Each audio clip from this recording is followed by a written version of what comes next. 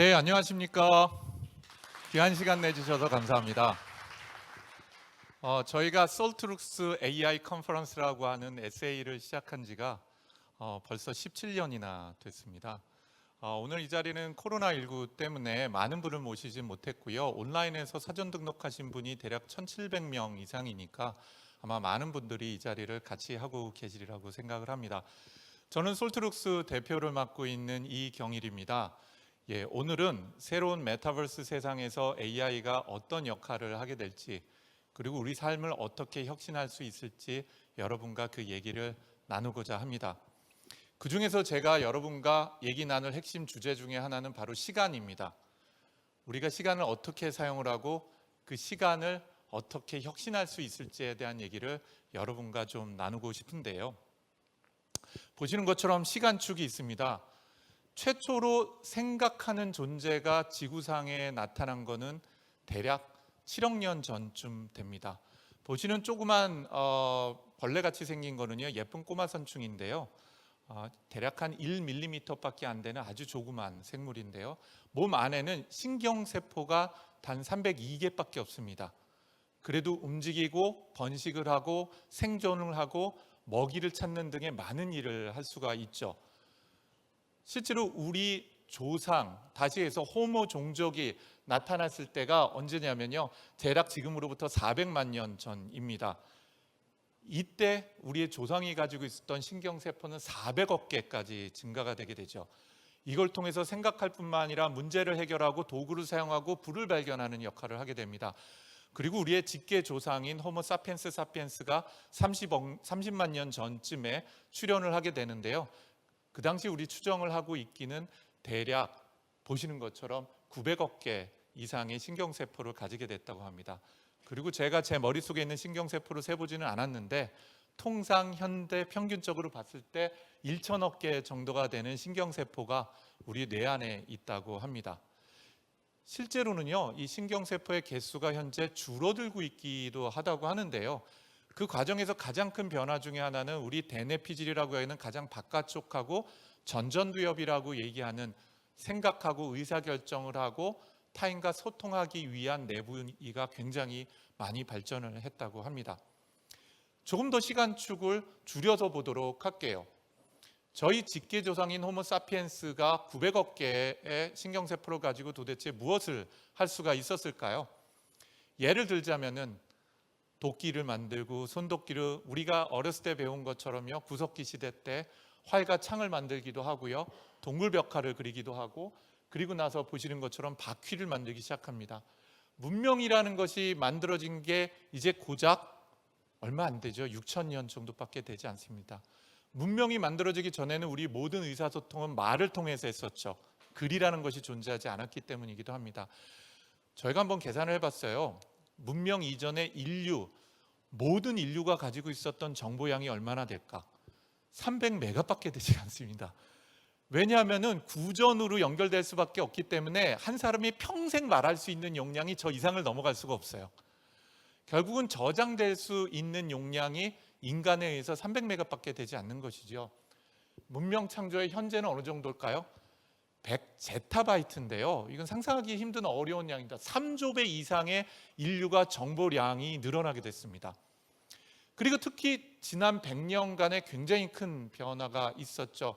왼쪽에 보면 100년 전에 앨런 튜링이라고 하는 인공지능의 아버지라고 부르는 사람인데 저보다는 천재였을 것 같아서 제가 조금 뇌세포 수를 늘렸습니다. 제가 보기에는 1,000만 개보다는 1,200만 개 정도는 되시지 않으셨을까. 근데 그 당시에 인류가 가지고 있었던 정보의 총량이 100기가밖에 안 돼요. 요즘 우리 USB 하나가 2테라, 4테라 이러잖아요. 인류의 모든 정보와 모든 지식을 그 당시에 집어넣어도 지금 USB 하나에 넣고도 남는 게 되는 거죠. 그리고 빠르게 증가하다가 보시는 것처럼 언제부터 그러면 급격하게 올라왔을까요? 우리 기억하는 것처럼 80년대에 컴퓨터가 나오기 시작을 하면서 정보를 저장하고 정보를 유통하고 특히 인터넷이 나오면서 폭발적으로 정보량이 증가를 하게 됩니다. 이런 정보량을 인간이 감당을 해내기 위해서 컴퓨터라는 걸 개발하기 시작을 했죠. 맨 왼쪽에 있는 사진이 많이 들어보신 ENIAC입니다. 진공관으로 만든 거고요. IBM의 최초의 메인프레임, 그리고 PC, 그리고 그 이후에 스마트폰에 이르기까지 정보를 가공하고 저장하고 유통하고 재생산하기 위한 기계의 노력들이 시작이 됩니다. 그런데 여기서 우리가 집중해 줄 것은요, 기계가 아니라 바로 우리 인간 자신입니다. 우리 인간은 뇌라는 것을 가지고 있죠. 보시는 것은 우리 인간의 뇌를 그림으로 그리고 지도로 만든, 우리는 그거를 커넥텀이라고 얘기를 합니다. 이 커넥텀의 그림인데요, 뇌 세포들의 연결 지도라고 보시면 될 것 같아요. 그런데 우리 인간 한 명이 가지고 있는 뇌라는 것은 용량이 있죠. 그 용량 중에서 가장 한계를 보이는 것이 바로 뭐냐면요, 우리 영어로는 attention filter라고 얘기하는데, 뭔가를 집중해서 내 뇌가 학습할 수 있도록 걸러주는 역할을 하는 것입니다. 눈과 귀와 그리고 우리 감각기관을 통해서 어마어마한 정보가 있지만요, 여기 계신 분 지난주 화요일 날 아침 식사 뭐 했는지 혹시 기억하시나요? 혹시 작년 오늘 무슨 일을 했는지 기억하시나요? 우린 기억을 할 수 없습니다. 우리가 생존을 위해서 기억해야 될 것만 필터를 통해서 통과해서 뇌에서 처리해서 밤새 자는 동안에 저장소에다 저장을 하기 때문이죠. 그 얘기는 우리의 어텐션 필터, 뇌가 집중할 수 있는 용량을 어느 순간에 급격하게 넘어서게 됩니다. 그게 언제일까요? 우리가 알고 있는 것처럼 최근 20년 이후에는 우리 인간의 뇌가 세상에 흘러다니는 정보들을 실시간으로 이해하고 판단하고 저장할 수 있는 용량을 넘어서게 되었다고 볼 수가 있습니다. 자, 그럼에도 불구하고 이 뇌는 어마어마한 일들을 해내고 있죠. 그리고 저는 이 우리 인간의 인지 능력 덕분에 세상에서 가장 훌륭한 플랫폼이 바로 인간 자신이라고 생각을 합니다. 저는 그걸 Human as a Platform이라고 얘기하고 싶어요. 글을 쓰고 움직이고 노래할 수 있고 돈을 벌 수 있고요, 번식을 할 수 있으면서 동시에 자신의 즐거움을 위해서 모든 것들을 할 수 있는 새로운 비즈니스 모델과 서비스를 발전시킬 수 있는 그 기반, 인간 자체인 거죠. 그리고 그것보다 더 놀라운 것은 인간은 인간과 함께 협력을 할 수 있다는 것입니다. 한마디로 얘기하면은 커뮤니티를 통해서 플랫폼들이 연결되는 메타 플랫폼을 인간들은 만들어 온 것이죠. 내가 부족한 것들을 다른 사람들과 협력을 통해서 채워가는 것입니다. 내 뇌가 감당할 수 없는 것들을 다른 사람과 협력을 하는 거죠. 그렇기 때문에 최근 20-30년 동안 가장 큰 변화 중에 하나는 우리 뇌가 전문화되고 있다는 것입니다. 그리고 모든 것을 아는 것보다는 더 집중적으로 알고 그 집중적인 문제 해결 능력으로 진화가 되고 있다고 해도 과언이 아닌 거죠. 이러한 플랫폼은 미래는 어떻게 발전하게 될까요? 저는 다른 표현으로는 인간과 기계가 협력을 함으로써 인간이 가지고 있는 지적 능력의 한계를 극복을 하고 인간이 가지고 있는 집중할 수 있는, 정보를 처리할 수 있는 능력을 증강시킬 수 있는, 그걸 저는 증강지능이라고 부르고 싶은데요, 우리 인간의 지적 능력을 증강함으로써 실제로 플랫폼이 인간과 기계가 협력할 수 있는 메타 휴먼 플랫폼으로 발전될 수 있으리라고 생각을 합니다. 지난 200년간의 우리는 산업혁명을 통해서 우리 근육의 힘을 증강해왔습니다. 더 빨리 달리고 더 무거운 것을 들어 올리고 하늘을 날 수가 있고, 반도체처럼 정밀한 것들, 우리 손으로 불가능한 것들, 우리 근육으로 불가능한 것들을 가능하게 만들었죠. 그 향후 100년은 어떤 시대가 될까요? 저는 바로 우리 인간의 지능이 증강이 되는 지능 증강 시대가 될 것이고, 거기에는 인간과 협력하는 기계, 아마도 먼 미래에는 로봇이 되겠지만 당분간은 가상세계인 메타버스에서 우리처럼 몸을 갖고 우리처럼 행동하고 우리와 교감할 수 있는 새로운 인공지능 세상이 특히 우리 경제 질서에 영향을 미치리라고 확신을 하고 있습니다. 자, 그러려면요, 인공지능과 사람 사이에 있는 지적 능력에 대한 갭이 줄어들어야겠죠. 협력을 하려면요. 사람 말을 알아듣고 대화를 할 수 있고 눈으로 보고 운동할 수 있어야 되고요, 다른 사람과 협업을 하거나 창조를 할 수 있는 능력이 필요하게 됩니다. 현재 이런 능력이 어디까지 와 있는지 저희 회사의 두 연구자를 모시고 잠깐 얘기를 좀 나눠봤으면 좋겠습니다. 자, 두 분을 좀 모시도록 할게요. 네. 네, 우선 AI 랩스를 책임지고 있는 김재현 박사와요. 그리고 R&D 부분을 매니징을 하고 있는 방그림 박사 두 분을 앞으로 모셨습니다. 박수도 좀 한번 주시면 좋겠습니다. 네, 이 두 분하고는요. 현재 인공지능 기술이 특히 인간을 닮아가는 메타휴먼을 만들기 위한 인공지능 기술이 어느 수준까지 와 있는지에 대한 얘기를 좀 나눠봤으면 합니다. 자, 우선 이 메타휴먼을 만들기 위한 여러 기술 도전 과제가 있는데요. 예, 김지현 박사님 어떤 도전 과제가 있을까요? 네, 정말 사람과 비슷한 메타휴먼이 되기 위해서는 잘 가꿔진 외모 말고도 여러 가지 기술적 도전이 필요합니다. 많은 요소들이 있을 것 같은데요. 저희는 그 중에서도 인터랙션에 이제 필요한 세 가지 기술에 좀 포커싱을 맞추고 있습니다.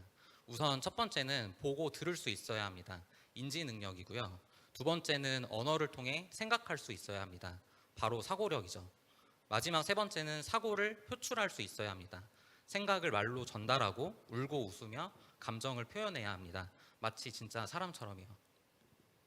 네, 그럼 우선 첫 번째 그 말씀하신 것처럼 cognitive ability, 다시 해서 인간의 인지 능력이라는 것이 기계가 얼마나 많이 쫓아오고 있는지 현재 그 기술 트렌드에 관련된 소개를 좀 해주시겠어요?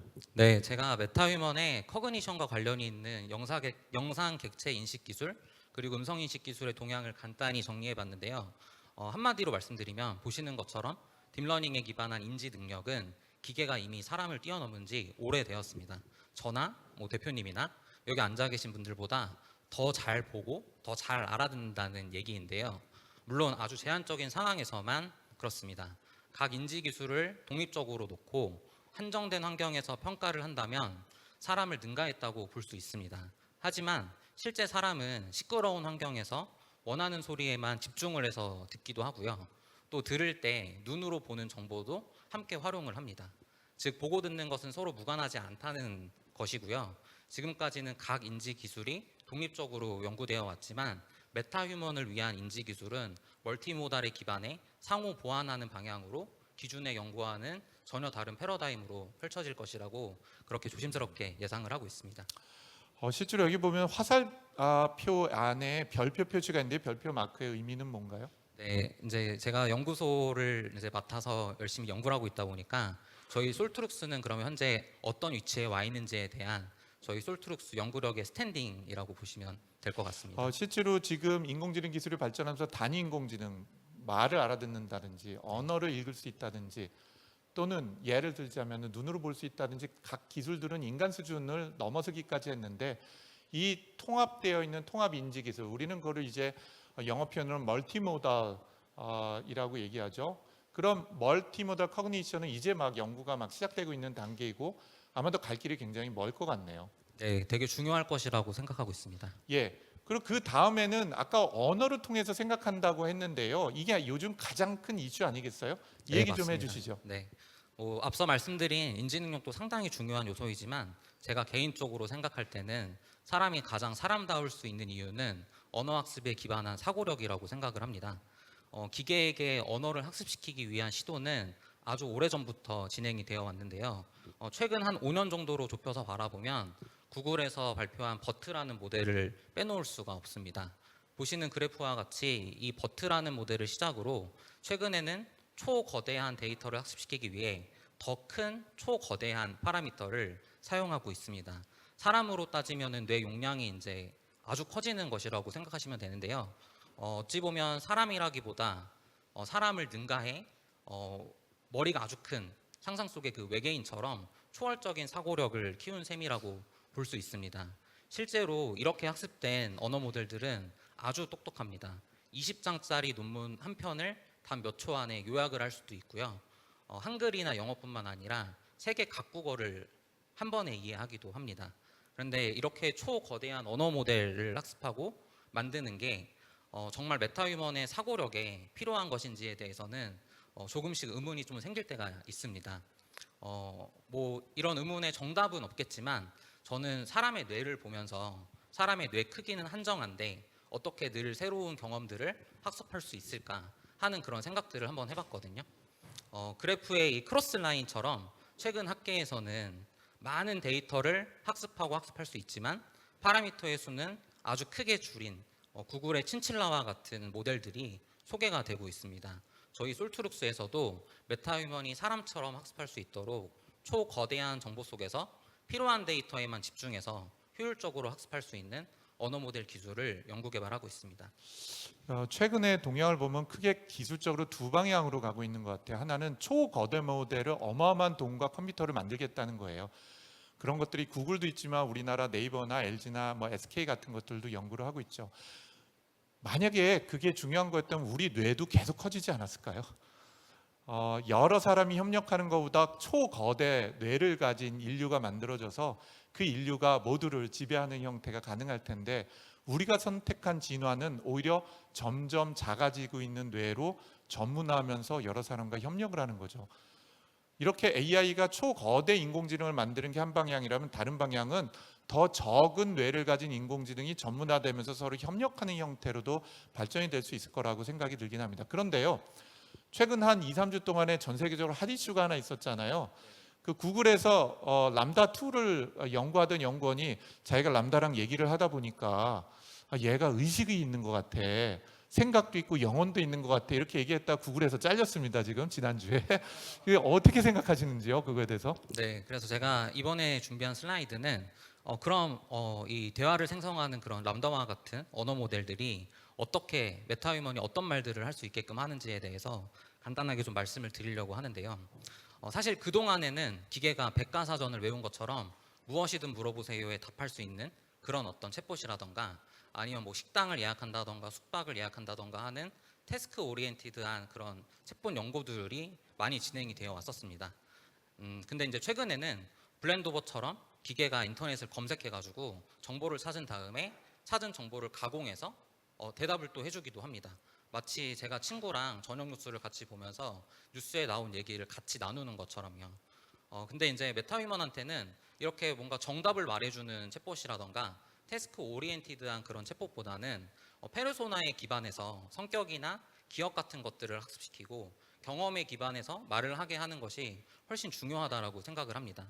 대표님이 잠깐 얘기하신 것처럼 구글에서 공개한 람다에 명왕성이라는 페르소나 설정을 한 다음에 사람들이 너를 어떻게 알았으면 좋겠냐 하는 그런 질문을 던졌더니 람다가 자신은 단순한 얼음덩어리가 아니다. 나는 되게 아름다운 행성이야. 라는 그런 말을 했다라고 하더라고요. 그러니까 진짜 사람처럼 마치 자의식이 있는 것처럼 말을 했다는 거죠. 또 말씀해주신 이제 그 일레처럼 얼마 전에는 이 람다가 인간처럼 생각하고 추론할 수 있다고 폭로를 한 구글의 이제 어떤 연구원이 그 잘린 건 아니고요. 정직이 되었고요. 또 유급이라고 합니다. 네. 그래서 이제 그런 해프닝이 있었다. 그래서 정말 이게 자의식을 갖고 말하는 것인지 아닌지를 사람이 판단하기 힘든 수준에까지 이 언어 모델의 수준이 아주 많이 올라왔다. 이렇게 보시면 될 것 같습니다. 기술을 오랫동안 해왔던 저희로서는 어쩌면은 뭐 이렇게 보면 그냥 데이터 덩어리로서 그 중에서 저희가 언어적 추론이라는데 언어적 추론을 잘하네 이 정도로 보이지만 예전에 튜링이 얘기했던 것처럼 지금은 완벽하게 튜링 테스트에서 사람 수준의 대화를 하는 AI까지 발전했다고 봐도 과언이 아닐 것 같습니다. 현재 솔트룩스에서도 이렇게 자유롭게 대화하는 인공지능에 관련된 기술을 지난 10년 동안에 연구해왔고 한국에서는 최고 수준에 와 있다고 말씀을 드려도 될 것 같네요. 자, 그 다음에는요, 표현하는 방식 중에서 뭐 여러 가지 또 표현 방법들이 있잖아요. 예를 들면 특히 최근 들어서는 그게 더 정밀해지고 있는데요. 이 얘기 좀 해주시죠. 네, 이번 슬라이드에서는 메타휴먼의 실제 목소리를 만드는 음성 합성 기술을 간단하게 정리를 해봤는데요. 2017년에 발표된 타코트론이라고 하는 논문을 시작으로 아주 미세하게 성능이 향상되고 있지만 최근에는 한 5점이 만점인 MOS 평가에서 사람의 목소리랑 약 99% 정도 유사하다는 그런 평가까지 받고 있습니다. 뭐 이렇듯 사람처럼 말하는 거는 이제 기본일 것 같고요. 아마 앞으로는 메타휴먼이 어떤 직업을 갖게 되느냐에 따라서 같은 목소리더라도 아나운서처럼 말을 한다던가 혹은 스튜디오처럼 말을 하게 한다던가 하는 이런 기술들이 앞으로 되게 중요할 것이라고 보고 있습니다. 우리가 흔히 스타일전이라고 하는데요. 제 목소리를 기계가 학습해서 제 목소리를 무제한 생성을 하는데 여기다 감정을 넣을 수가 있는 거죠. 사실 솔트룩스가 이미 가지고 있는 기술이어서 오늘 그것과 관련된 많은 시연이 있다고 들었습니다. 잠시 후에 그 내용을 좀 확인해 보시면 될 것 같습니다. 그거 외에도 영상 생성 부분에 있어서도 큰 진보가 있었죠? 네, 맞습니다. 이제 마지막 슬라이드일 텐데요. 생성 모델은 메타휴먼의 얼굴 자체를 만들어내기도 합니다.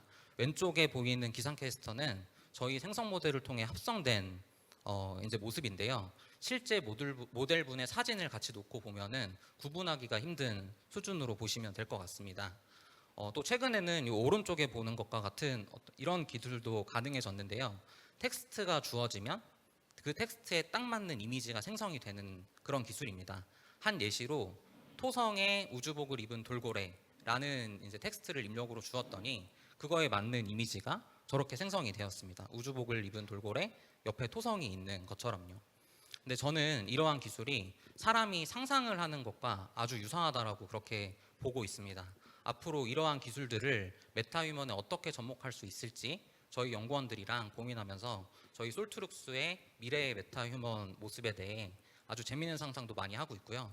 또 저 또한 많이 기대를 하면서 열심히 연구 개발을 하고 있습니다. 네, 감사합니다. 이런 기술들이 단순히 하나의 단위 기술이 아니라 통합 기술이면서 굉장히 방대한 기술들을 연구를 해야 되고요. 무엇보다도 인공지능은 데이터를 기반하고 있죠. 그래서 어마어마하게 큰 데이터를 확보하는 것이 필요합니다. 그래서 솔트룩스는 16년 전부터 오픈 이노베이션이라고 여러분 잘 알고 계신 전략을 굉장히 적극적으로 해왔었던 기업 중에 하나이죠. 그래서 저는 방그린 박사님께 저희가 어떤 연구들을 지금 진행하고 있는지 오픈 이노베이션 사례들을 좀 여쭤보고자 합니다. 네, 안녕하세요. 저희 키워드 혹시 앞에 보이시나요? 보이시는 키워드만 봐도 저희 솔트룩스가 어떤 제품을 개발하고 있는지 느낌이 오시는 분들도 있으실 것 같은데요. 저희 키워드별로 저희 R&D 그 매니지먼트 하는 저희 입장에서 제 개인적인 소견을 같이 말씀드리도록 하겠습니다. 2013년부터 시작돼서 올해로 10년간 수행하고 있는 인공지능 장기 R&D 프로젝트인 엑소브레인 혹시 아시는 분들 계실까요?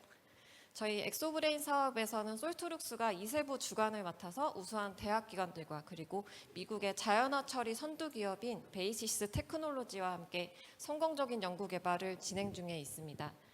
약 10년간 매년 60명 이상이 참여하는 국내 대표적인 산학협력형 연구과제인데요. 여기서는 저희가 자연어 이해 및 지식 베이스 기술 기반의 심층 질의응답 관련 기술을 확보하고 있습니다. 엑소브레인 사업 같은 경우에는 저희가 요소 기술들을 잘 많이 확보한 저희 효도 사업이라고 볼 수 있는데요. 인공지능 기반의 공공정보 제공, 금융상품 추천, 개인 맞춤형 대학 추천 등의 솔트룩스의 다양한 제품들이 기반 기술이 되고 있습니다. 다음은 저희 음성 인식 및 합성 기술 관련돼서 간단하게 소개 드릴 텐데요. 매년 저희가 디지털 역량 강화를 통해서 새로운 일자리 창출을 목표로 하는 디지털 뉴딜 프로젝트 사업을 수행하고 있습니다. 이 사업 같은 경우에는 아시다시피 방대한 양의 학습 데이터를 구축하는 사업들이고요. 저희가 주로 하고 있는 것들은 한국어 방언 사업하고 그리고 주제별 음성 데이터 사업을 수행하면서 자사의 언어 모델이 다양한 도메인에 최적화될 수 있도록 많은 노력을 하고 있습니다. 오늘 계속 얘기 나오고 있는 메타휴먼 키워드인데요. 저희가 메타휴먼 플랫폼 키워드 관련해서는 최근 3년간 솔트룩스가 준비하고 있는 메타버스 세계의 메타휴먼을 위한 자연스러운 메타휴먼 제작 기술 확보가 중요해지면서 다양한 시도들을 하고 있습니다. 보시는 것과 같이 저희가 자체적으로 메타버스 프로젝트를 준비하고 있던 차에 저희가 여러 기관들로부터 많은 사업 참여 제안을 받았고 저희가 최근 2022년에는 보시는 것처럼 한국전자기술연구원과 그리고 한국전자통신연구원에 주관하는 두 개의 대형 사업에 참여하고 있습니다. 이 사업들을 통해서 저희가 어떤 것을 얻을 수 있을 것으로 기대하고 있는지 간단하게 말씀드리면 저희가 메타휴먼을 어떻게 사람과 자연스러운 대화를 할 수 있게 할 것인지 어떤 표출 방식을 통해서 인터랙션을 할 것인지와 관련한 기반 기술 확보를 목표로 요소 기술 확보에 속도를 내고 있습니다. 이렇게 개발된 시제품인 한지아라는 이름의 캐릭터를 오늘 시연장에서 보실 수 있고요. 최근 수주한 저희 설명 가능한 인공지능, 좀 생소하실 수도 있을 것 같은데요. 설명 가능한 인공지능 사업은 사용자 상황에 적절한 지식 또는 사례를 추론해서 자연어 설명을 제공하는 기술 개발을 목표로 연구를 수행 중에 있습니다. 쉽게 말씀드리면 지금 내가 받아보고 있는 정보를 어떤 근거로 얻을 수 있었는지에 대해서 사람들에게 이해시킬 수 있는 요소 기술을 연구 개발한다고 봐주시면 될 것 같습니다. 저희 R&D 매니지먼트 측면에서 이 같은 기술들을 확보를 통해서 저희 기술 서비스 고도화 그리고 신제품 발굴, 대표님이 요즘 가장 관심 있어 하시는 우수한 인력 양성들을 할 수 있는 기회가 될 것으로 기대하고 있습니다. 네, 감사합니다. 이렇게 확보하게 되는 자체 원천 기술에 관련된 거는 솔트룩스가 특허라는 걸 통해서 지적재산권을 가지고 오고 있죠. 그것뿐만 아니라 저희는 기술에서 멈추지 않고 제품을 만들고 시장에서 실제 문제 해결하기 위한 많은 노력들을 기울여 왔습니다. 그 몇몇 사례, 성용적으로 성공한 사례 몇 가지만 좀 소개해 드릴까요? 네, 사실 오늘 제가 제일 재미없는 파트 발표를 맡은 것 같긴 한데요. 저희 대표적인 사업화 성과 몇 가지를 소개드리겠습니다. 혹시 저희 와주신 분들이나 듣고 계신 분들 중에서 국민비서 굿비 사용하시거나 들어보신 적 있으신 분들 계실까요? 많이들 손 들어주시네요. 저희 굿비는 자연어 처리뿐만 아니라 대규모 언어 모델이 적용된 지능형 챗봇입니다. 저희 솔트룩스의 오픈 이노베이션의 성과를 잘 보여주는 저희 제품인데요. 민원 사무, 그리고 교통 범칙금 납부 안내, 그리고 행정 업무 22개 분야에 대한 상담 기능을 제공하고 있습니다. 이 서비스 같은 경우에는 전 국민을 대상으로 24시간 운영하고 있는 서비스입니다. 저희 예. 그거 외에도 뭐 최근에 헌법재판소 관련된 것도 AI에 기반해 가지고서는 우리 평상시의 언어로 법률과 관련된 상담도 할 수가 있고요. 그 외에 국민은행은 대규모 지식 그래프를 통해서 질의응답을 할 수 있거나 농협이나 우리은행 또는 다른 곳들 특히 뭐 BMW 같은 곳에서는 챗봇을 포함을 해가지고선 대화형 인공지능이 인간처럼 상담할 수 있는 기술로 발전을 하고 있기도 합니다. 자, 이제 제 첫 번째 세션을 마무리를 해야 될 때가 된 것 같아요. 이미 말씀을 드린 것처럼 우리가 긴 시간 동안에 인류가 발전해 오고 또 우리의 지적 능력을 늘려왔었죠. 그럼에도 불구하고 최근 20년 동안에 우리가 폭발적으로 증가시켜온 정보하고 우리가 맞닿은 이 환경을 우리의 내 역량과 내 능력 하나를 가지고 감당하기는 이미 어려운 상태가 된 것 같습니다. 그래서 인공지능과 기기가 협력할 수밖에 없고 사람이 그 중심에 있게 되는 메타휴먼 플랫폼이라는 게 중요한 비즈니스 모델이 될 것 같습니다. 과거를 한번 잠깐 좀 보도록 할게요. 아마 닷컴 버블 시절을 다 기억을 하실 거예요. 예를 들자면 아마존닷컴이 상장을 했었죠. 97년인가요? 보시는 이 화면이 아마존 첫 번째 웹페이지입니다. 구글은 98년도부터 베타 서비스를 시작을 하였고요. 그리고 2008년도에 에어비앤비가 나오게 됩니다. 그때 첫 화면입니다. 그리고 바야흐로 2009년도에 아이폰 3S라는 스마트폰이 나오게 됐죠. 이 당시에 시작했었던 서비스 모델과 지금 이분들이 돈을 버는 방식이 많이 달라졌죠. 아마존과 구글과 같은 형태는 웹이나 클라우드 이코노미라고 얘기하는, 다시 얘기해서 그전에는 존재하지 않았던 클라우드 비즈니스가 전체 매출의 30% 이상을 넘어가고 시작을 했고요. 아마존 같은 경우는 매출의 절반만이 전자상거래에서 나오고 있습니다. 지난 20년 동안에 완전히 새로운 비즈니스 모델이 만들어진 거죠.